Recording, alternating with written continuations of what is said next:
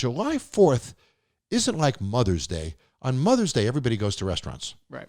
July 4th, you tend to barbecue. You tend to hang out in your house. You tend to be outside. You do picnics. It's a summer kind of a holiday. You know, it's a great day to go to a pool, go to a beach, July 4th. So inherently, you'd think that more people can keep the plans they had because they're doing them outside. I don't want to share someone else's thoughts. I want to create my own original thoughts. I want to create my own original solutions. I want to look at situations and come up with my own phrasing, my own words, and do it my way. This is the Jon Taffer Podcast. Shut it down! Happy birthday to you. Happy birthday, America. I guess it's not the best birthday party we've ever had with everything going on, is it, Corey? Yeah, probably not. But even though it was the pandemic, and if my birthday was going on in the pandemic, I'd still want a birthday party, right? Yeah. I might do it on Zoom. Maybe only a few friends are going to come over who I trust have been quarantined, etc. But I'm still going to recognize that it's my birthday, and that's what we need to do this weekend. So, thinking about what are each of us going to do. I've talked so much on this podcast about the first third, the second third, and the third third, and how these different demographic groups in our society are going to react to the pandemic. Well, the first third is out there. Now for the holiday weekend, I'm really curious. Is this when the second third comes out? Is this when we start to see older people coming out? Well, I don't have to hide the fact that I'm out there, because and I am in that third third because I'm a little older than many people listening to this show. So I'm out in my bus. We left about a week and a half ago. Right. I drove from Las Vegas. We did a bunch of stops along the way. We took Interstate 70 through the Rocky Mountains and through Nebraska. We've done a lot of posting the past week as we traveled across the country. Got to see my daughter, my grandson, and did some hanging out in the Midwest. Now we're heading back, and we're heading to Utah, and we're going to hang out in Utah. Now, I must say, I'm not going into packed restaurants. I'm not even going into packed truck stops on the side of the road to get gas and stuff. I'm being extremely careful, and I feel that I'm safe in my vehicle, and I'm in my tour bus, so I have a bathroom and all that with me. So I'm pretty tight in that I don't have to be exposed if I don't want to be. But we can all go out and do things. We can take drives. We can go to rural areas. We can go up in the hills. We can go out by the beach. So I'm really curious, how many of you are in the first third, second third, or third third? So I'm going to call you guys. I'm going to talk to you for a minute, and then I'm going to categorize you as first, second, or third third. Let's see what you guys are doing this weekend. Let's do this, Corey. Let's call the first one Tom in Chicago. Hello. Tom, Jon Taffer here. John, how are you? I'm doing good, buddy. So we've been, you're in Chicago. Yes, sir. So we've been talking in this week's podcast about the holidays and social distancing and going inside, going outside. And what are you doing for the holiday? Sure. So for the holiday, a couple of friends of mine and I are going to go up to Lake Geneva, which is about an hour away from where we are. Yep. There are plenty of outdoor activities, stuff like that out there. And we're trying to kind of take advantage of something a little bit different. Typically we would be having like a party, barbecuing, typical 4th of July stuff. Yep. But obviously with restrictions on groups of people being able to gather at one time and whatnot, we figured it'd be a good opportunity to kind of get out and just try and enjoy the outdoors a little bit more. Try and see. Sorry, go ahead. So you're adapting to the situation, but you still planned a fun weekend. Oh yeah, it's actually kind of an interesting thing because my friend and I both work in tech jobs, so we've been quarantining at home pretty much since March when all this broke out, and we're both going a little stir crazy. So we're taking the opportunity to kind of get outside, to vacation just a little bit, and get rid of the cabin fever, so to speak. I hear you. So it's interesting, and with everything going on, some people will go to a restaurant, but they'll only sit outside. They won't sit inside. Some people are okay going to a beach and are okay if there isn't social distancing and they're outside. Some people, if there's social distancing, they even want to do it outside. It's interesting how everybody has a slightly different twist on this. Would you be wearing a mask if you were standing in front of a restaurant? waiting to go in, Tom? So if I went inside one, then yeah, I'd probably put a mask on. A lot of restaurants around here require that anyway. Yep. If I'm sitting outside, then no. Personally, I don't think that would be necessary. There's much more air circulation outside, so I don't think it's a problem. So I know Lake Geneva. It can be sort of crowded up there a little bit. If you find you're closer than 6 feet to strangers in somewhat of a crowd, is that going to make you uncomfortable, or are you okay with that? It's something I might try to work around a little bit. Like, I'm not gonna, run into a crowd of like 100 people if they're standing around, Yep. But if it's, say, a restaurant patio and there's maybe 20 people outside, am I going to feel uncomfortable sitting down and having a meal? Not personally, no. All right. So you were in the first third, buddy. You're in that first third. How old are you? Can I ask, Tom? Yeah, I am 31. Gotcha. Well, you're in the first third. You're pretty comfortable going out now. You're sort of comfortable being around other people. You might wear a mask, you might not, but you're in that first third that jumped in pretty quickly, buddy. So you should have an excellent holiday weekend, and thanks for coming on the podcast. Yeah, of course, man. Thank you so much for calling, and stay well, and I'm looking forward to more episodes of your show when they get on the air. Thank you, buddy. All right, Tom, clearly first third. He's 31 years old, but he's prepared to go out there. And what was interesting, Corey, is that if he's in a crowd, he's okay with it. He won't walk into the crowd. He won't initiate himself, but he's okay if he's in it. Right. And he won't wear a mask. And so that puts him in the first third to me. All right, let's go to the East Coast, Corey. Let's call Connecticut and try Kevin. Hello, this is Kevin. Kevin, Jon Taffer here. Hey, how are you, sir? I'm doing good. How are you? Did I surprise you a little bit? A little bit, yeah. Good. So we're talking on my podcast here, Kev, about this weekend. And, I've said on this podcast, if you listen, that I think a third of the population comes out right away during COVID when they can, when the regulations lift. A third of the population is going to wait a few weeks, right? They're the reserve third to see if what happens, right, before they go out. And then the third is the certain third, which is this third that's not going to go out until they know they're safe with the vaccine and treatments, et cetera. So, Kev, you're in Connecticut. By the way, I love Connecticut. Yes, sir. Where are you in Connecticut? Stamford. Oh, okay. Well, I have a lot of family in Stamford. And NBC has great production facilities in Stamford, too, talk show production facilities. It's a great city. So, question.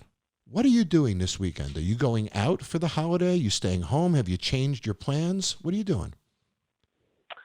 It's a very untraditional weekend. Normally, I love to grill and barbecue and have a beer, but today was actually my first day back to work.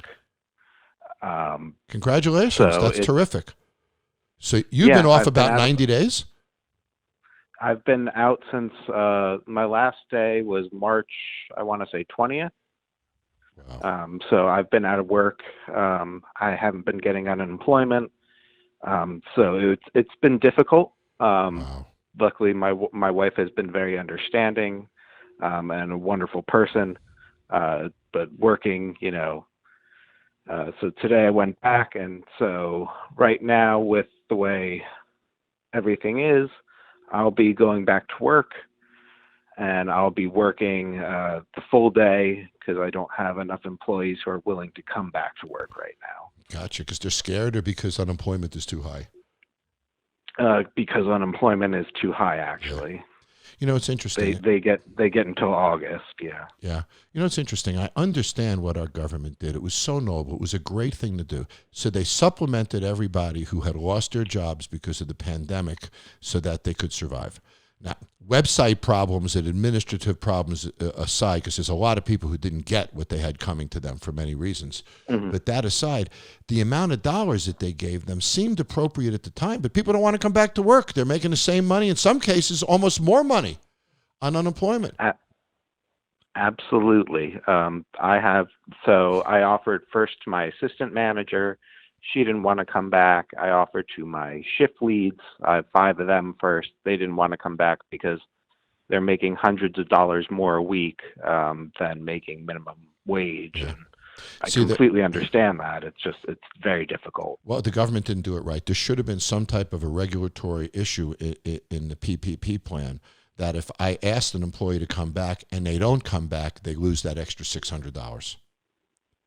Right? I completely agree. Yep. I was making about $500 the first 2 weeks, and then I got, a little bit, about $1,000 a week for about 4 weeks. And then suddenly, when my company opened up in Utah, where they're based, for some reason, it reported that I went back to work and I stopped making unemployment.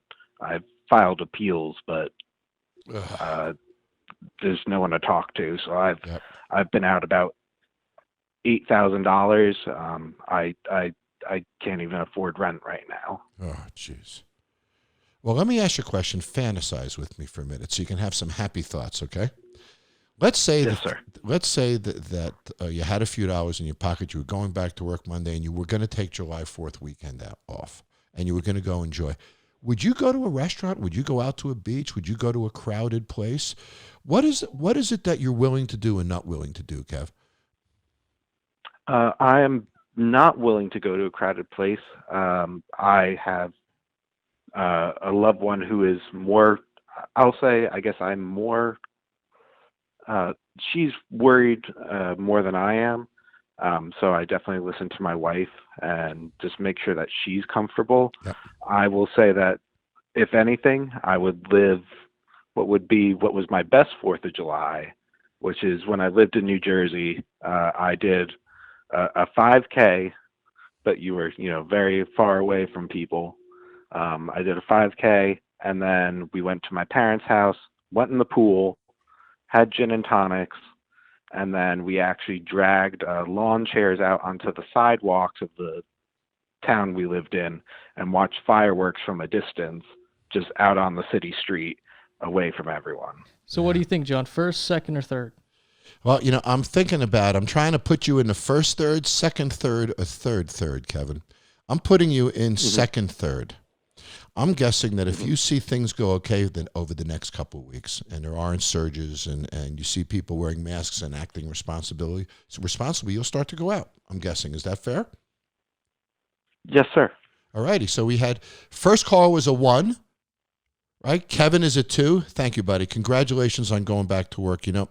I want to tell you as your citizen brother here, everybody has been through hell in this thing, but the hell of not having the money to pay your rent is heavy. I get that. How do you go to sleep at night not thinking about that and wake up every morning not thinking about that?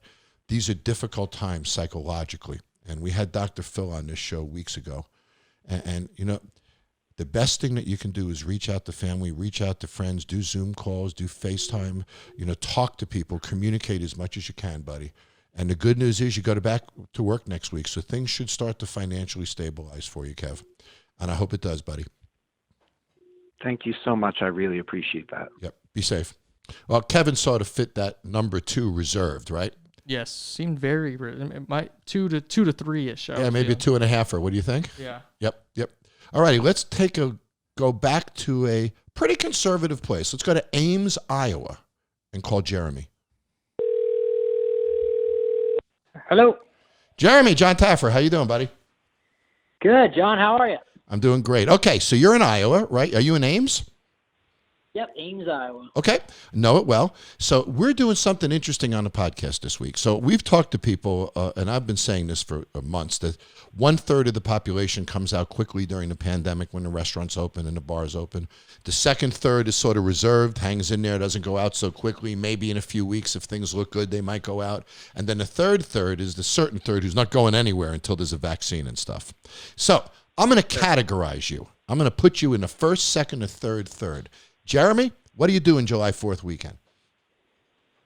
July 4th weekend, my wife and I were intending on driving out to New Jersey to go see her family, but are on the fence, quite truthfully. Not sure if we're going to do it or not. Aha, how come? You worried about the surge out there? Or?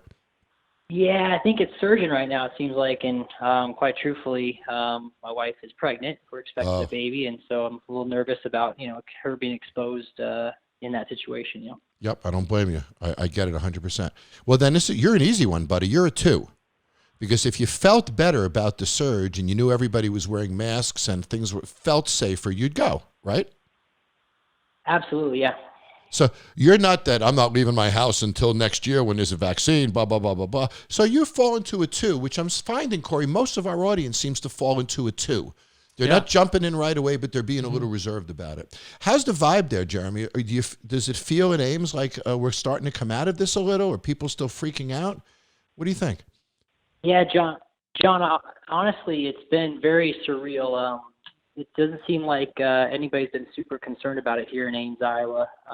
Being a smaller city and everything, I just think people have been extremely open to going outside. I've actually seen a lot of people at the grocery stores and shops. The restaurants opened up. Obviously, they're doing kind of a 6 feet separation. But for the most part, I mean, other than servers wearing masks, nobody really wears masks, and things kind of seem to be pretty open. Now, that being said, we are experiencing a surge even in our county right now. And I've heard the mayor talking about maybe having a little bit more restrictions now since we've kind of been so open the last 2 weeks. So, so it's also up in the air, quite truthfully. Yeah. So if you went to a supermarket, what percentage of customers are wearing masks now, would you guess? I would say about 50%. About half. Huh. Now, I have friends who are on Long Island and are out in the Hamptons, and they're telling me about 90% of everybody's wearing masks on the street out there. It's interesting to see how different societies and different groups of people are reacting differently. Listen, Jeremy, have a great 4th of July. Congratulations on your new baby coming. What's the delivery date? It's actually Christmas Day is what we've been told. So wow, baby. That's awesome. You realize how much money that's going to save you over the years with birthday presents and Christmas presents? That's a great score, man. I mean, we should all do that. Hey, not to mention your family, too. That's right. It saves you money, too. Yeah, double header. Anyway, take care, Jeremy. Stay safe, buddy.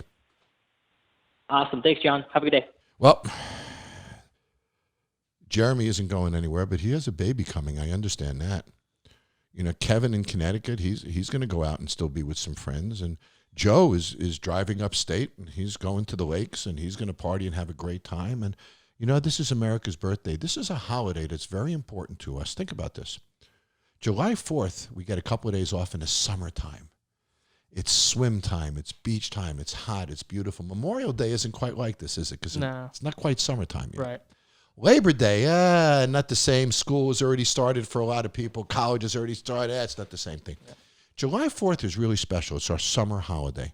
And you get to blow stuff up. And you get to do fireworks and blow stuff up, which I know you love, Corey. You guys go out in the desert and go fucking nuts, don't you? Of course. Great thing about living in Las Vegas, and Corey has a big a 4-wheel drive pickup truck. You load that sucker up, you can go out in the desert. There's no trees to burn down. It's just dirt. Just dirt. You can shoot off anything you want. So, you know, this is America's birthday. And at a time like this, I know it's a difficult time, but let me suggest a different view for a moment. We might be seeing democracy work in a way. If these riots and these demonstrations simmer down and policy change happens and in a few months society gets back to normal, this is what we do. This is what America is. You know, there's ugly moments in a democracy because representing and protecting everyone isn't easy. And there's always a loser on this deal. There's always that person who doesn't get the job or that person who didn't have the same economic opportunities that we did. So there's always these injustices. And I'm not saying we should ever accept them because we shouldn't. But we try our best as a society. So how about this as a viewpoint? For all the dirtbags, there's somebody special too. And I bet there's more special people in America than there are dirtbags. That's why I believe in us. That's why I believe in you. That's why I believe that this is going to pass. And I believe that we will pull together after this, and there will be reforms and changes that'll make all of us in different communities within our society feel that we got something out of this and that we're in a better place when it ends. Talk to you next week. Bye-bye. Subscribe to the Jon Taffer Podcast right now for more episodes every Thursday.